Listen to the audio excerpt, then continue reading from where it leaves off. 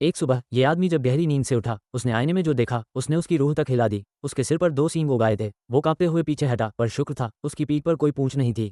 घबराहट में उसने टोपी पहन ली ताकि कोई देख न सके और भागा एक पुरानी फैक्ट्री की ओर। वहां उसने दीवार से सिर रगड़ना शुरू किया, पर चाहे जितना जोर लगाता वो पैर जैसे लोहे से चिपक गए हों, उन्हें हटाना नामुमकिन था। और तो और वो उन पैरों से लोहे की छड़ तक मोड़ सकता था। रायन को अब समझ नहीं आ रहा था कि वो मानव है या दानव। तभी अचानक उसके चारों ओर सैकड़ों सांप निकल आए। वो पीछे हट गया, बचाव की मुद्रा में खड़ा हो गया, लेकिन वो सांप उस पर हमला नहीं कर रहे थे, बल्कि उसके आगे सिर झुकाकर झुक रहे थे, जैसे किसी सांपों के भगवान को प्रणाम कर रहे हों। लोग कहते हैं जिसने भी ये दृश्य देखा, अगर वो आंखें बंद कर दोनों हाथ जोड़ ले तो अगले 4 सालों में उसकी किस्मत पलट जाती है। लेकिन सवाल था, ये भूतिया सींग आए कहाँ से? तो कहानी शुरू होती है एक हफ्ते पहले से। रायन और उसकी गर्लफ्रेंड सोफी कई सालों से साथ थे। वो उसी दिन उसे प्रपोज करने वाला था, पर जैसे ही उसने रिंग निकाली, सोफी ने गहरी सांस लेकर कहा, रायन, हमें अलग होना चाहिए। रायन हैरान रह गया। क्या किसी और से प्यार हो गया है? उसने पूछा।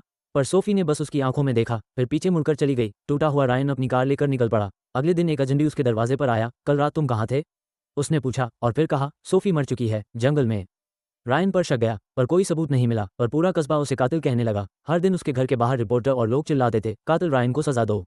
उसकी जिंदगी बर्बाद हो चुकी थी। बस उसका बड़ा भाई लियो और उसका दोस्त मार्क ही थे जो अब भी उस पर भरोसा करते थे। फिर आया सोफी का प्रेयर मीट। लोग मोमबत्तियां जलाकर श्रद्धांजलि दे रहे थे और रायन अंधेरे कोने में छिपकर देख रहा था। जब सब चले गए, वो शराब में डूबकर टूट गया। उसने गुस्से में देवी की मूर्ति लात मार दी और नशे में मोमबत्तियां पेशाब से बुझा दी। पर अगले दिन जब वो उठा, उसके सिर पर 2 सींग उग चुके थे। वो पागलों की तरह अस्पताल भागा। जांच के दौरान जो भी उसे देखता, वो अचानक अपने दिल की सच्चाई बोलने लगता। नर्स चीखने लगी, डॉक्टर आपस में झगड़ पड़े, पूरा अस्पताल पागल हो गया था। रायन को समझ नहीं आया कि उसके अंदर क्या जाग गया है। अचानक उसे किसी और के यादों के फ्लैश दिखने लगे। अब उसे समझ आया, वो इंसान नहीं रहा, वो अब द डेमन गार्डियन बन चुका है, यानी पाताल का रक्षक। डॉक्टर ने उसके सींग काटने की कोशिश की, पर जैसे ही उसने आरी चलाई, आरी का ब्लेड खुद ही सींग में फंस गया, जैसे किसी अदृश्य शक्ति ने उसे रोक लिया हो। रायन की आंखें लाल चमकने लगी, लाइट्स एक एक कर बुझ गई और कुछ ही पलों में पूरा अस्पताल खामोश हो गया।